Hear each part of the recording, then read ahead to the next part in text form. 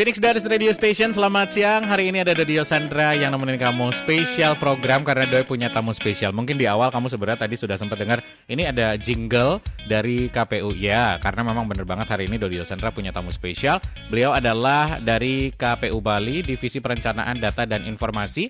Sudah hadir hari ini narasumbernya Doi, tapi yang paling penting yang mungkin kita ingat dari tadi headlines-nya adalah kalau 27 November 2024 kita akan melakukan pilkada serentak. Makanya Doi pengen tahu nih, ke teman-teman kita di KPU itu kegiatannya seperti apa. Sudah hadir Bapak Igusti Ngurah Agus Dharma Sanjaya STMH. Selamat siang Bapak, menjelang sore sebenarnya. Selamat sore lebih tepatnya ya. Oke, siap. Selamat siang menuju sore Bang Doi. Terima kasih banyak. Ini nggak ada liburnya atau gimana nih sebenarnya? Ya, kita saking menikmatinya. Jadi hari libur pun kita ekspresikan dengan tetap bekerja. Oke, baik ya. Karena memang kalau bekerja juga beberapa bulan yang lalu juga kita bekerja keras teman-teman KPU ya. Dan Betul. sekarang ternyata pekerjaannya juga masih cukup banyak. Cukup banyak. Tadi saya sempat bilang kalau Bapak adalah Divisi Perencanaan Data dan Informasi. Mungkin saya tidak akan mengulik data-data di dalamnya KPU seperti apa ya. Karena memang seperti saya bilang di awal juga, mungkin saya sempat spill kalau tanggal 27 November 2024 kita akan melakukan pilkada serentak. Nah, saya mungkin atau juga beberapa Viners kalau boleh ditanya, kadang kemarin masih sebenarnya kita milih siapa ya, atau dalam artian lah milih apa sih kita di pilkada. Beberapa nih terutama yang pemula kadang belum tahu. Mungkin boleh dicairkan sedikit sore hari ini, pilkada ini tujuannya apa dan memilih siapa? Oke, terima kasih Bang Doi. Selamat sore ya, Viners ya. Radio Phoenix 91 100 FM, the hottest radio station in Bali. Mantap, luar biasa. Bapak besok jadi penyiar kayaknya ya. Ampun. Jadi gini, pilkada 2024 itu artinya kita memilih kepala daerah. Jadi pilkada itu singkatan dari pemilihan kepala daerah. Nah di Bali, ya, di Provinsi Bali ini tentu daerahnya adalah provinsi. Kepala daerahnya itu siapa? Ya gubernur dan wakil gubernur. Betul. Nah di Bali juga ada kabupaten kota.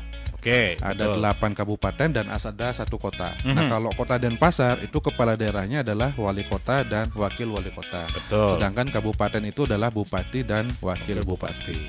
Nah jadi agenda kita di Pilkada 2024 khususnya di Provinsi Bali itu milihnya 2. Jadi di samping memilih gubernur dan wakil gubernur Bali, kita juga memilih bupati dan wakil bupati, atau kalau warga Denpasar itu berarti memilih wali kota dan wakil wali kota. Oke.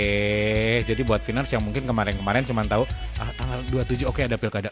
Ngapain ya, milih siapa ya? Berarti adalah gubernur dan wakil gubernur, bupati dan juga wakil bupati, serta wali kota dan juga wakil wali kota. Betul sekali. Buat yang ada di Denpasar ya. Nah, karena memang tema hari ini adalah mendata pemilih untuk pilkada 2024. Mungkin nanti beberapa pertanyaan sih sebenarnya sangat sederhana, dan beberapa Viners kita kan masih sekolah, kuliah, sampai dengan starting karir nih Pak. Jadi masih agak muda-muda gitu, sesuai dengan tema yang mungkin pengen saya tahu juga tahapannya sejauh ini yang sudah dilakukan teman-teman KPU sudah sampai tahap mana? Baik, terima kasih. Kita di KPU ini sekarang sebetulnya sudah memasuki tahapan yang sangat penting. Jadi KPU ini kan lembaga layanan ya. Kami itu melayani paling nggak 2 yang utama. Satu itu pemilih, yang kedua itu adalah peserta. Pemilih dan peserta. Pemilih dan peserta, karena poin utamanya ini adalah mempertemukan pemilih dan peserta nanti pada saat coblosan tanggal 27 November tahun 2024 ini di hari Rabu. Itu kan artinya para peserta pilkada nanti akan dipilih oleh para pemilih. Betul. Jadi kita tentu harus melayani itu. Dan sekarang kedua-duanya sedang memasuki tahapan tersebut. Yang lagi viral kemarin, beberapa hari kemarin, ya tentu itu terkait dengan calon. Betul. Jadi pasangan calonnya terkait dengan usianya, ya, 30 tahun untuk gubernur wakil gubernur, 25 tahun untuk bupati dan wakil bupati. Dan juga terkait dengan apa ya, kalau dengan peserta ini berarti peserta ini bisa diusulkan oleh gabungan partai politik atau partai politik ya, dan juga perseorangan. Nah ini kemarin beberapa hari adik-adik kita juga sudah menyampaikan aspirasinya, dan syukurnya kita bersepakat sebagai sebuah bangsa yang besar, kita bersepakat untuk tetap melaksanakan demokrasi khususnya pilkada ini sesuai dengan konstitusi. Dan sekarang kalau kita ngobrolin soal pemilih, Itu tadi soal peserta, sekarang soal pemilihnya. Kita sudah menetapkan daftar pemilih. Tapi Sudah yang sementara. Baru yang sementara. Sementara. Oke. Nah, kalau disingkat itu kan DPS, daftar pemilih sementara.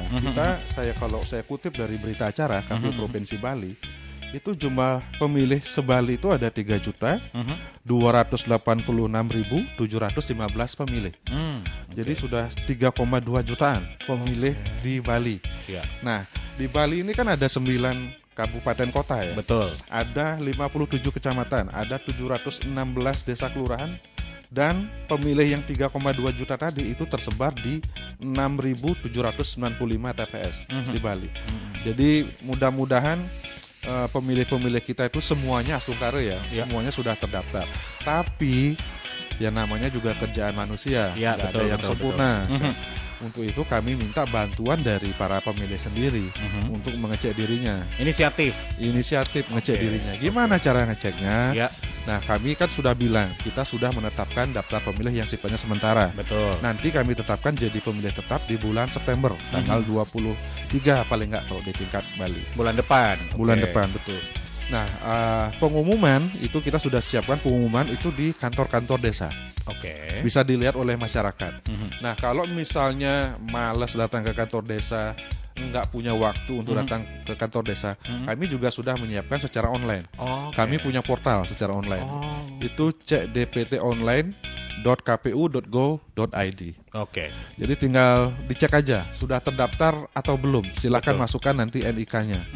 NIK itu kan barang rahasia sekarang. Betul. Jadi karena udah jadi macam-macam. Betul sekali. Jadi silakan lihat di sana sudah terdaftar atau belum. Kalau sudah terdaftar bisa diketahui terdaftarnya di TPS berapa. Sudah bisa dicek dari sekarang sebenarnya. Nah, kalau belum terdaftar itu nanti bisa mengajukan juga langsung di portal tersebut. Atau lebih bagus datang ke kantor-kantor kami. Bisa datang ke kantor PPS kami, yaitu PPS itu penyelenggara pilkada di tingkat desa. Itu biasanya di kantor desa atau di PPK. PPK itu penyelenggara pilkada di tingkat kecamatan. Biasanya ngantornya di kantor-kantor kecamatan. Atau menghubungi langsung KPU kabupaten kotanya. Itu cara tergampangnya ya, Pak ya. Sebenarnya kalau masuk ke website saya kemarin sudah sempat masuk, makanya saya tahu angka pemilih sementara. Terus karena untuk bahan interview dan ngobrol ya, Pak ya. Jadi dari desa dan segala macamnya. Tapi yang menjadi pertanyaan saya ketika saya tanya beberapa ponakan dan adik saya yang masih baru tahun ini menggunakan hak pilihnya, akan ya lebih tepatnya, itu kenapa sih kita harus didata dan kenapa kita harus terdaftar? Karena kita itu boleh istilahnya nyoblos ya. Bahasa gaulnya kan nyoblos. Kalau bahasa formalnya itu menggunakan hak pilih. Itu bisa nyoblos kalau terdaftar sebagai pemilih. Jadi kalau nggak terdaftar nggak bisa nyoblos. Nggak bisa nyoblos. Jadi wajib terdaftar dulu sebagai pemilih. Baru nanti next stepnya nyoblos di TPS. Nah, untuk terdaftar sebagai pemilih ada syarat ketentuannya. Satu, umurnya soal umur minimal 17 tahun. Kapan 17 tahunnya? Nanti di tanggal 27 November. Berarti adik-adik kita yang kelahiran 27 November 2007 sudah atau bisa. Sebelumnya itu sudah bisa terdaftar sebagai pemilih. Kedua, ini terkait dengan pekerjaan. Jadi sebagaimana kita ketahui negara itu mencabut hak dari TNI dan Polri untuk dipilih dan memilih. Jadi nggak bisa TNI Polri terdaftar sebagai pemilih. Dan juga negara bisa mencabut hak pilih bagi penjahat. Itu melalui putusan pengadilan yang sudah inkrah atau sudah memiliki kekuatan hukum yang tetap. Jadi seseorang warga negara Indonesia itu bisa dicabut hak pilih maupun hak memilihnya. Gitu. Jadi kenapa kita harus memang terdaftar tadi? Karena memang kita punya hak untuk memilih juga. Karena memang ketika tidak terdaftar kita tidak bisa menggunakan hak pilih kita. Ketika sudah ada calon-calon yang kemarin mungkin kamu sempat ngelihat di FYP TikTok sudah muncul untuk gubernur, bupati dan sampai dengan wali kota gitu ya, Pak ya.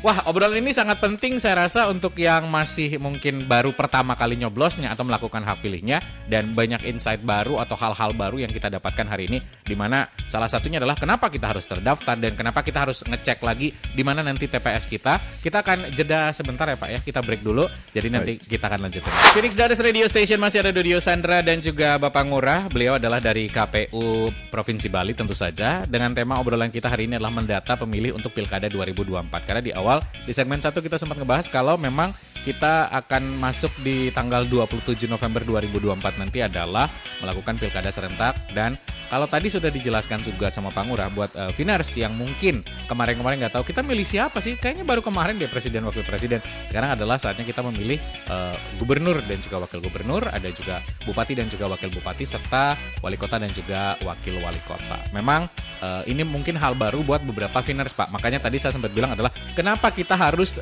didata sebagai pemilih. Karena untuk menggunakan hak pilih adalah salah satunya memang kita harus terdata. Tadi pun Pak Ngurah sempat bilang bahwa kalau misalkan kamu belum terdata, ada caranya masuk ke website untuk cek dengan NIK dan segala macam. Nah, ini yang juga penting karena di kalangan anak-anak muda teman-teman saya juga nanya, emang gimana sih cara mereka teman-teman KPU itu mendata, datang ke rumah kah atau cuman kayak ngecek sosmed kita tuh gimana sih Kak? Mereka sempat nanya kayak gitu Pak. Jadi bukan saja kepo dengan kerjaan Pak Ngurah dan tim, tapi saya cuma pengen tahu aja metode seperti apa yang digunakan ketika untuk melakukan mendata pemilih untuk pilkada. Oke, terima kasih ya Bang Doi. Jadi kami itu kan pilkada pemilu ini kan agenda rutin ya, 5 tahunan. Jadi kami itu sudah punya database siapa saja yang merupakan pemilih tapi pada pemilu atau pilkada sebelumnya. Kami sudah punya data. Dan kebetulan 2024 ini ya kita mengadakan 2 agenda penting. Kemarin kita milih presiden sama legislatif ya, ada DPR, ada DPD, ada DPRD. Sekarang kita memilih kepala daerah kita. Jadi secara database kami sudah punya. Hanya saja namanya database ini kan tidak mencerminkan kondisi real. Jadi perlu kita update. Sehingga kami berkoordinasi, tentu pimpinan kami di pusat berkoordinasi dengan pemerintah, dalam hal ini Menteri Dalam Negeri. Ada dari Dukcapil untuk mendapatkan feedback warga-warga yang memenuhi syarat untuk pilkada tahun 2024. Ketika sudah mendapatkan feedback itu disinkronisasi, kemudian data tersebut kami cek lagi ke bawah. Cross check ya. Kita cross check secara faktual, kita datangin rumah-rumah warga tuh. Namanya pencocokan dan penelitian, disingkat coklit. Itu dilakukan oleh petugas pemutahiran data pemilih atau disebut Pantarlih. Jadi ya selama sebulan teman-teman Pantarlih ini ya ke rumah-rumah warga untuk mengecek betul nggak si Anu namanya ini, betul nggak si A NIK-nya ini, betul nggak, yang penting kan betul nggak masih memenuhi syarat itu juga. Kalau misalnya dalam kondisi real ditemukan, ternyata pemilih kita ini yang sudah kita daftarin ternyata sudah berpulang gitu misalnya, ya oleh teman-teman Pantarlih akan dihapus. Karena nggak bagus kan kalau ada orang yang meninggal masih Kemudian juga kalau ada yang sudah jadi TNI dan di Polri ya kita coret juga. Kalau misalnya ada yang pindah ya namanya juga warga kan, mungkin karena kerja, mungkin karena kuliah misalnya, sejadi dia pindah ya kita coret juga. Tapi kita jamin kalau dia misalnya pindah karena bekerja, kuliah atau penyebab lainnya, di tempat tujuannya kita wajib mendaftarkan supaya nggak kehilangan data hak pilih. Hak pilihnya dia ya. Berarti memang dari Pantarlih sendiri berarti selama berapa bulan kemarin mereka ini sudah bekerja keras tanpa tidur tampaknya. Jadi Pantarlih ini bekerja dari bulan Juli sampai bulan Juli. Tanggal 24 ya, selama 30 hari. Jadi selama 1 bulan. Dan sekarang kita sudah tetapin kan daftar pemilih yang sementara. Nah, kita masih punya waktu nih. Lagi kurang lebih 1 bulanan lah.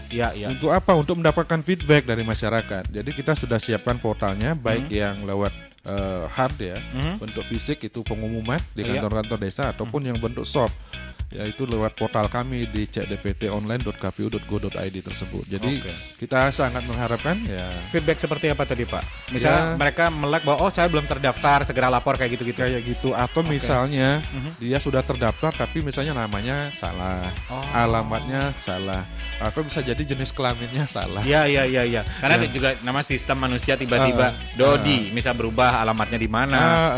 Kita khawatir seperti itu. Jadi biar masyarakat juga ngecek.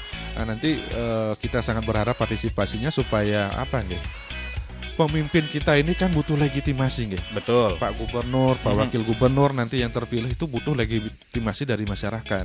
Jadi ketika dia memimpin nanti selama 5 tahun dari 2025 misalnya sampai 2030, ya dengan legitimasi yang kuat dari masyarakat Bali, dia tentu akan lebih bersemangat dan lebih maksimal dalam bekerja dan dalam tugas-tugas beliau. Programnya ya. Oke.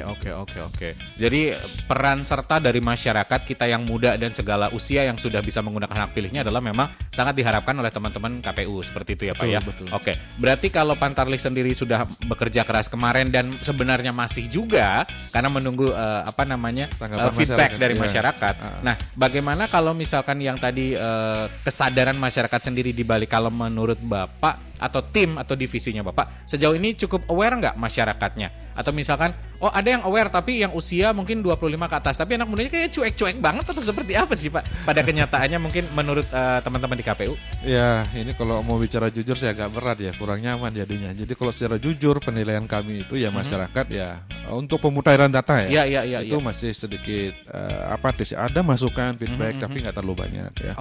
Jadi nanti misalnya mereka komplainnya misalnya ya di hari-hari terakhir. Mepet-mepet kayak tadi ya. Jadi ketika kami sudah kesulitan ya untuk membantu baru nanti menyampaikan, ya itu biasanya seperti itu. Nah, kita berharap di momen ini mumpung kita punya waktu lagi 1 bulan kurang lebih menuju tanggal 23 September sebelum kita tetapkan jadi pemilih yang tetap, kita harapkan feedbacknya dari sekarang. Sehingga nanti nggak ada yang tercecer nih, nggak ada feedback yang tidak bisa kita tidak lanjuti. Karena berarti semuanya sorry saya potong, berarti PR-nya adalah di KPU sekarang untuk mengantisipasi hal-hal seperti ini. Betul, harus menyiapkan jurus-jurus apa, entah sosialisasi lebih banyak lagi seperti itu. Betul. Wow, nggak bisa tidur juga nih ternyata teman-teman di KPU ya. Berarti adalah sangat penting sekali peran serta dari masyarakat. Mungkin mahasiswa udah masuk pemilih ya, jadi mungkin sosialisasi ke kampus dan segala macamnya next mungkin saja bisa terjadi seperti itu. Seharusnya mahasiswa sudah punya hak pilih seharusnya. Ya, cuman saya ingetin ini tentu berbeda sama pemilu ya. Betul. Kalau pemilu itu ada pilpresnya. Jadi kalau ada mahasiswa dari luar daerah kuliah di sini, dia masih punya hak pilih.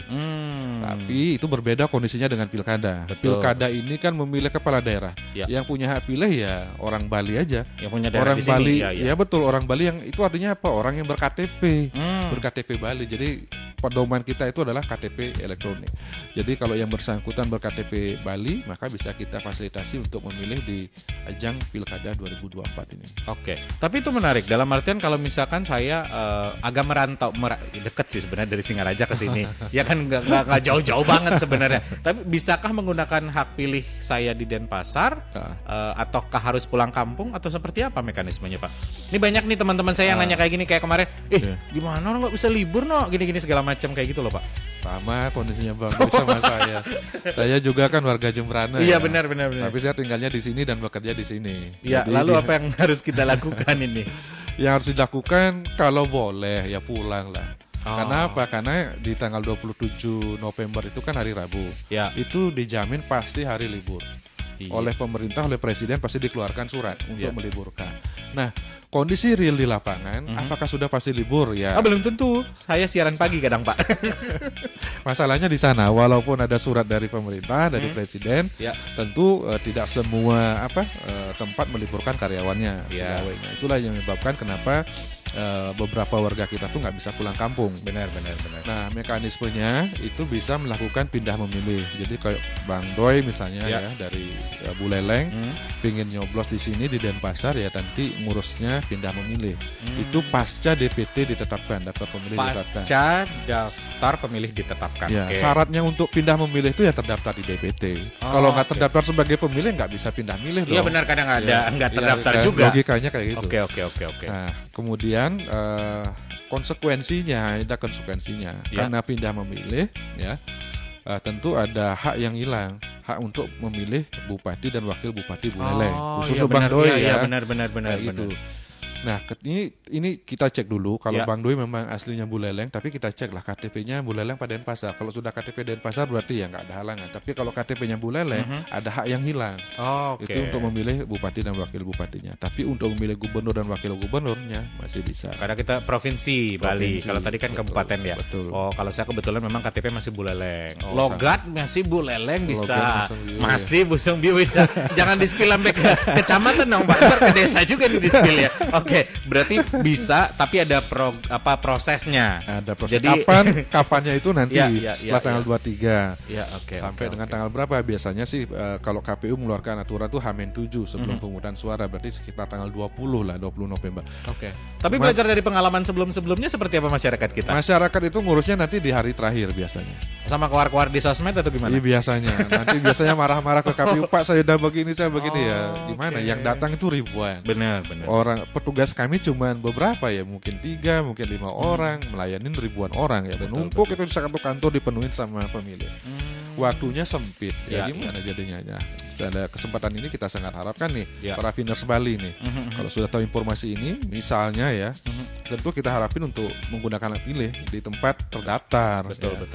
Kalau bisa nyoblosnya nanti 2, baik gubernur dan wakil gubernur atau bupati dan wakil bupati, atau kalau warga Denpasar ya wali kota dan wakil wali kota. Adalah hal nggak bisa, misalnya sudah mentok yang nggak diizinin sama bos, atau usaha kita lagi urgent banget sehingga nggak bisa pulang kampung, ya silahkan ngurus pindah milih, tapi kami minta tolong lah, jangan di hari terakhir, supaya kita bisa membantu, membantu teman-teman, membantu Anda gitu poinnya. Biar nggak membludak di akhir kayak seperti cerita dari pengalaman-pengalaman sebelumnya, bahwa peran serta dari masyarakat sendiri. Kalau memang ternyata kamu ada ide atau mungkin karena sesuatu hal harus menggunakan pindah hak pilih adalah lebih awal lebih bagus prosesnya, biar nggak numpuk di akhir gitu ya Pak ya. Wow, seru banget ternyata ini. Kalau misalkan ada pertanyaan, kalau misalkan ya nanti kalau misal kamu juga pengen tanya-tanya, jangan lupa Doi buka WhatsApp deh, nanti akan coba diskusi sama Pak Ngurah. Silakan WhatsApp ke 0812-383-9100. Jadi kalau ada pertanyaan seputar mendata pemilih untuk Pilkada 2024, karena Doi tadi sempat tanyakan kenapa kita harus menggunakan hak pilih, survei seperti apa atau metode seperti apa yang digunakan ketika kita nanti bisa menggunakan hak pilih kita, atau di mana kita bisa cross check data kita sudah bisa menggunakan hak pilih atau apa namanya data-data kita, terus sudah berapa juta untuk data sementara yang sudah direkap sama teman-teman dari Pantarlih. Pantarlih Bang. Dari Pantarlih tadi sudah kita bahas. Nanti di segmen terakhir kita masih ada waktu untuk ngobrol. Jadi kalau Viners punya pertanyaan silahkan langsung WhatsApp di 0812-383-9100. Phoenix Daris Radio Station masih ada Dodi Yosandra dan juga Bapak Igusti Ngurah Agus Dharma Sanjaya STMH. Beliau adalah dari KPU Provinsi Bali, Divisi Perencanaan Data dan Informasi. Tadi banyak sekali sebenarnya yang sudah kita bahas. 2 segmen sebelumnya, bagaimana kita sudah terdaftar sebagai pemilih sementara, dan sesuai dengan tema kita adalah mendata pemilih untuk Pilkada 2024. Bagaimana sistem pendataan. Terus juga tadi kalau yang belum terdaftar mungkin boleh diingatkan sekali lagi Pak. Kalau sekarang kan harapan dari teman-teman KPU adalah feedback dari masyarakat ya. Berarti sekali lagi feedback dari masyarakat. Feedbacknya adalah mengecek kembali apakah sudah terdaftar atau belum gitu ya Pak ya. Betul. Oke. Lalu kalau misalkan belum terdaftar bisa cek ke papan pengumuman di kantor-kantor desa atau kelurahan. Itu satu ya, bisa dilihat. Atau yang kedua yang lebih mudah, lebih simpel, kawan-kawan adik-adik bisa ngecek di portal kami, dicek dptonline.kpu.go.id. Di situ ya kawan-kawan semua, Bapak Ibu yang selalu disebanggakan bisa ngecek sudah terdaftar atau belum, terdaftarnya di TPS berapa, ngecek terus karena di sana ada mapnya, jadi bisa ngecek kan langsung. Saya kalau dari rumah misalnya ke TPS itu butuh berapa menit, kalau pakai motor, kalau misalnya ingin lebih menjaga lingkungan, lebih ingin menyehatkan diri, misalnya jalan kaki, berapa menit kan bisa dicek ya. Jadi kami berupaya semaksimal mungkin supaya pemilih itu nanti nyoblosnya di TPS yang paling dekat dengan rumahnya. Jadi biar masyarakat itu ya senang lah. Dan tidak ada alasan bermalas-malasan lagi sebenarnya karena sudah terdaftar dan bisa menggunakan hak pilih ya Pak ya. Betul. Tapi ada yang mungkin saya penasaran, memang ada masyarakat yang tidak bisa menggunakan hak pilih atau seperti apa? Ya jadi itu kan namanya hak pilih, ini namanya hak ya. Jadi mau nyoblos silahkan, nggak nyoblos juga silahkan. Nah tentu karena ini hak, saya kira sebagai kita warga negara ya, kalau peduli, seperti tagline kami di lagu, di jingle, ya kan, kita ini kan harus peduli. Karena apa? Kita harus peduli karena kita ini orang Bali, harus menjaga Bali. Jadi ketika kita ingin menjaga Bali ya kita harus peduli dengan memilih pemimpin-pemimpin kita, karena pembangunan di Bali, kelestarian adat budaya Bali itu akan dilaksanakan oleh pemimpin-pemimpin yang kita pilih di pilkada tahun 2024 ini. Ketika kita nggak memilih untuk nggak peduli, terserah nanti. Yang penting saya juga tetap nyangkul, tetap memburu dan lain sebagainya. Ya nanti kita khawatirkan ya, pemimpin yang terpilih itu bukanlah pemimpin yang betul-betul memiliki visi untuk mensejahterakan Bali, menjaga, mengajarkan budaya dan adat istiadat Bali, ya kan? Kita harapkan itu. Jadi masyarakat Bali lah kunci di pilkada tahun 2024 ini. Peran serta kita sangat dibutuhkan. Betul. Berarti peran serta sebagai pemilih. Bagaimana dengan nanti ada fase kampanyenya kapan, Pak? Oh iya, jadi gini, kampanye itu kan semacam edukasi politik, edukasi demokrasi. Dalam hal ini tentu lebih penekannya kepada edukasi pilkada ya. Betul. Dari peserta kepada pemilih. Nah ini kan dua ini adalah faktor utama, peserta dan pemilih. Nah waktunya nggak terlalu panjang, nggak seperti pemilu ya, karena ini pilkada. Jadi nanti itu kampanye secara aturan itu dilaksanakan 3 hari setelah penetapan calon. Penetapan calon tanggal? Penetapan pasangan calon itu tanggal 22 September. Jadi ini berhimpitan waktunya dengan penetapan daftar pemilih. Jadi ketika menetapkan pemilih, kita tetapkan juga pasangan calonnya. Nah 3 hari setelah itu barulah mulai kampanye, ya kan. Nah di kampanye ini nanti dibatasi sampai dengan 3 hari sebelum coblosan. Coblosannya ke tanggal 27 November. Betul. Jadi nanti kampanyenya sampai dengan tanggal kurang lebih 26, 25, 24, berarti sampai tanggal 22 ya. 22 November 2024. Jadi berarti waktunya agak pendek. September sampai dengan November. Tapi dari 22 September kan tadi pasangan calon berarti sekitar 2 bulan ya. 2 bulan. Jadi itulah waktu yang kita miliki untuk menentukan kira-kira pasangan calon yang tepat untuk menjadi pemimpin kita itu siapa, yang mana. Nah tentu ini perlu keaktifan dari warga Bali sendiri dengan mencari informasi yang sebanyak-banyaknya dari pasangan calon itu. Jadi silahkan ditelusuri backgroundnya, latar belakangnya, rekam jejaknya, kemudian cek juga visi misinya, program-program apa yang akan dilakukan 5 tahun ke depan untuk Bali kan. Karena nasib saya, nasibnya Bang Doi itu juga ditentukan oleh pemimpin. Jadi siapa yang memimpin itulah nanti akan menentukan. Misal ya kan sekarang kita ini saya juga rencana ke depan tuh mau kuliah kan. Ya biaya kuliah kan bisa jadi tinggi kan, UKT dan lain sebagainya. Tapi kalau pemimpinnya punya visi untuk mensejahterakan, mencerdaskan warga Bali, tentu dia akan memikirkan formula yang baik. Bagaimana membuat pendidikan itu terjangkau oleh semua rakyat Bali. Setuju. Kemudian terkait dengan hal lainnya, misalnya transportasi yang macet dan lain sebagainya, pariwisata yang sudah mulai kalau istilah sekarang over tourism, kalau katanya begitu. Nanti akan ada pemerataan. Lebih bagus kalau pemimpin kita concern di situ gitu ya, Pak ya. Betul. Jadi disitulah perannya warga Bali ketika masa kampanye untuk menelisik program-program para calon-calon pemimpin kita ini. Jadi sah-sah saja masyarakat kita melihat, menonton, menyaksikan dan juga menilai bagaimana visi misi dari calon-calon pemimpin. Kalau sekarang berarti yang mungkin baru ada baliho-baliho tertentu. Ini kan sebenarnya belum karena daftar aja belum kan sebenarnya. Ini kan baru orang yang mungkin didaftarkan sebagai pasangan calon. Mungkin beberapa partai politik misalnya, partai paling dominan di Bali mungkin sudah mengumumkan siapa pasangan calon mereka yang akan berkontestasi di Pilkada 2024. Tapi sepanjang belum didaftarkan 27 29 berarti belum kan. Belum pasangan calon. Nanti tanggal 27 sampai 29. Informasinya tanggal 29 ini. Daftarnya. Siap. Nanti kita lihat di Instagramnya KPU Bali ya. Masuk. Iya. Ada lagi yang Bapak ingin sampaikan Pak supaya masyarakat lebih aware lagi? Jadi gini, sebelum warga Bali, Bapak Ibu yang saya hormati datang ke TPS ya, kuncinya niki kan menggunakan hak pilih nih. Betul. Kenapa? Karena kita ingin dapat pemimpin yang terbaik. Ini 5 tahun ini nggak singkat. Jadi waktu yang panjang ya. Jangan sampai kita menyesal ketika sudah memilih ternyata kita salah pilih. Nah, untuk menghindari kita salah pilih, tentunya di masa kampanye itu betul-betul dimanfaatkan waktunya untuk mengecek calon-calon pemimpin kita. Ini tidak ada orang yang jelek, jadi kita memilih orang yang lebih baik. Jadi beliau-beliau yang akan daftar ini ya, itu semuanya adalah orang baik, orang-orang pilihan. Tentu kita harus memilih yang terbaik dari yang baik. Kalaupun menurut kita itu semuanya nggak baik, nggak cocok dan lain sebagainya, kita juga harus memilih yang terbaik dari yang terjelek.